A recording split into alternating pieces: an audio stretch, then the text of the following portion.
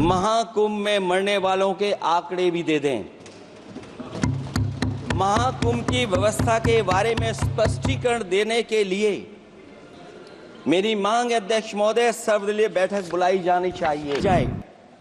महाकुंभ हादसे के शिकार लोगों की मृत्यु, घायलों का इलाज, दवाइयों, डॉक्टर, भोजन पानी, परिवहन की उपलब्धता का आंकड़ा संसद में पेश किया जाए। महाकुंभ हादसे के लिए जिम्मेदार लोगों पर घोर दंडात्मक कार्रवाई हो। जिन्होंने सच छिपाया है उनको दंडित किया जाए। आप देश के परम अभिभावक होने के नाते हमारा आपसे अनुरोध है कि जहां सरकार बजट के आंकड़े लगातार दे रही है, और जब मैंने अभिभाषण पढ़ा अध्यक्ष महोदय, बहुत सारे आंकड़े सरकार ने दिए हैं। आंकड़े देने से पहले महाकुंभ में मरने वालों के आंकड़े भी दे दें। महाकुंभ की व्यवस्था के बारे में स्पष्टीकरण देने के लिए मेरी मांग अध्यक्ष महोदय सर्वदलीय बैठक बुलाई जानी चाहिए। महाकुंभ आपदा प्रबंधन व खोया पाया केंद्र की जिम्मेदारी सेना को दी जाए। महाकुंभ हादसे के शिकार लोगों की मृत्यु, घायलों का इलाज, दवाइयों, डॉक्टर, भोजन पानी, परिवहन की उपलब्धता का आंकड़ा संसद में पेश किया जाए। महाकुंभ हादसे के लिए जिम्मेदार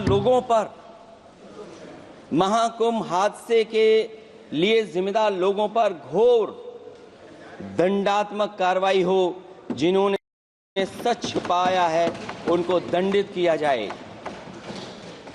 अध्यक्ष महोदय, हम डबल इंजन की सरकार से पूछते हैं, अगर अपराध बोध नहीं था तो आंकड़े दबाए, छिपाए और मिटाए क्यों गए हैं? सच छिपाना और मिटाना भी तो अपराध है। इसका दंड कौन भुगतेगा अध्यक्ष महोदय? जहां इंतजाम होना चाहिए था वहां प्रचार हो रहा था।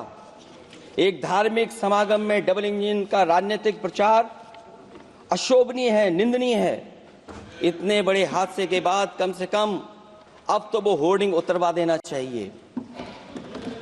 अध्यक्ष महोदय, महाकुंभ की जो तैयारी हुई, जो हम लोगों ने जाना वहां पर, महाकुंभ न केवल 144 साल के लिए ये कहा गया, बल्कि ये भी कहा गया कि पहली बार धरती पर इस तरह का डिजिटल और जो आधुनिक चीजें हैं, टेक्नोलॉजी, उसका इस्तेमाल कर करके महाकुंभ होने जा रहा है।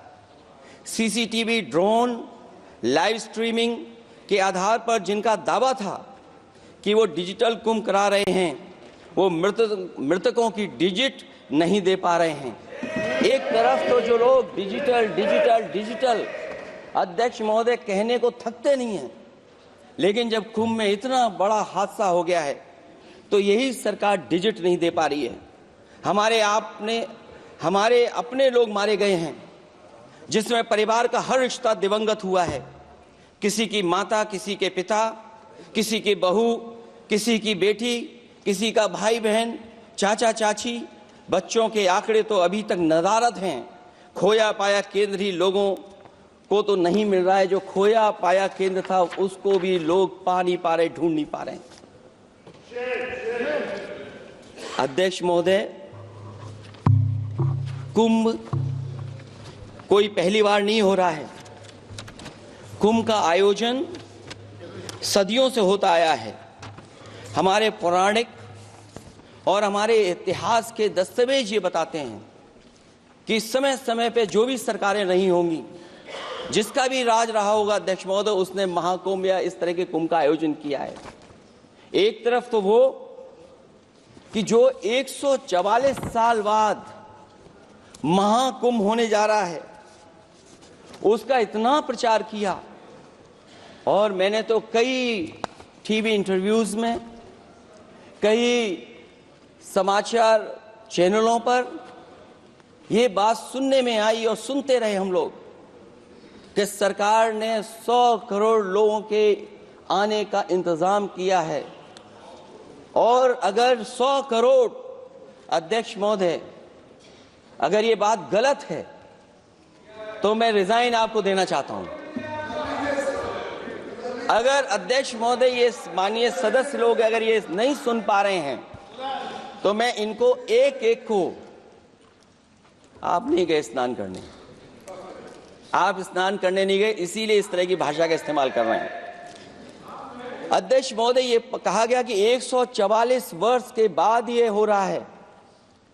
जहां तक मेरी समझ और जानकारी कहती है, जो एस्ट्रोनॉमी और एस्ट्रो चीजों को समझते होंगे वो ये स्वीकार करते होंगे, जो भी कुंभ होता होगा वो 144 वर्ष के बाद ही होता होगा। लेकिन ये कहा गया कि नक्षत्र ऐसे हैं, तो मैं अध्यक्ष महोदय सरकार से कहना चाहता हूं कि सतयुग से लेकर के कलयुग तक ये सनातन परंपरा रही है कि संत महात्मा साधु समाज मुहूर्त के हिसाब से शाही स्नान करते हैं। उसमें नक्षत्रों के हिसाब से जो सहयोग बनता है वही शाही स्नान का मुहूर्त होता है। लेकिन भाजपा के राज में ये सनातन परंपरा टूट गई। पहले सरकार ने संत समाज को शाही स्नान रद्द करने का आदेश दिया, जिससे अनादिकाल की सनातन परंपरा टूटी। और फिर जब देश भर में ये बात उठी तो उन्होंने हादसे को छिपाकर फिर से आदेश दिया कि अखाड़े शाही स्नान करने जाएं।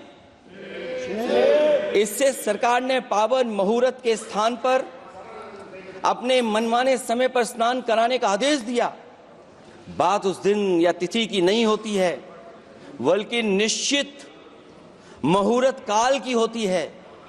ये सनातन परंपरा तोड़कर इन लोगों ने अच्छा नहीं किया।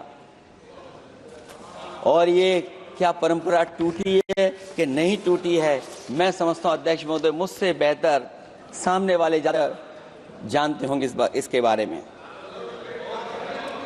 और जो लोग, अध्यक्ष महोदय, जो हम लोगों ने देखा वहां पर लोग पुण्य कमाने आए थे और अपनों के शव लेकर के गए हैं।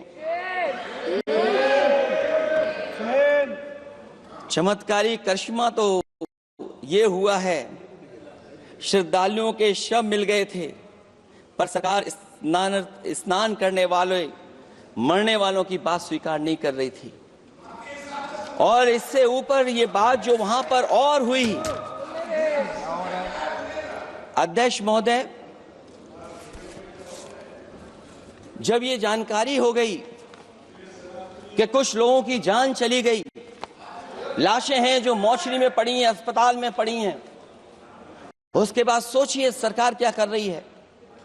अपने सरकारी हेलीकॉप्टर में फूल भर करके फूलों को डालने का काम किया। सोचिए, ये हमारी कहां की सनातनी परंपरा है। मैं जानना चाहूंगा सदन के माध्यम से हमारे माननीय सदस्य बताएं कि जहां लाशें पड़ी रही हों, न जाने कितनी चप्पलें पड़ी थीं, न जाने कितनी चप्पलें पड़ी थीं, न जाने कितने कपड़े पड़े थे, महिलाओं की साड़ियां थी, कपड़े थे,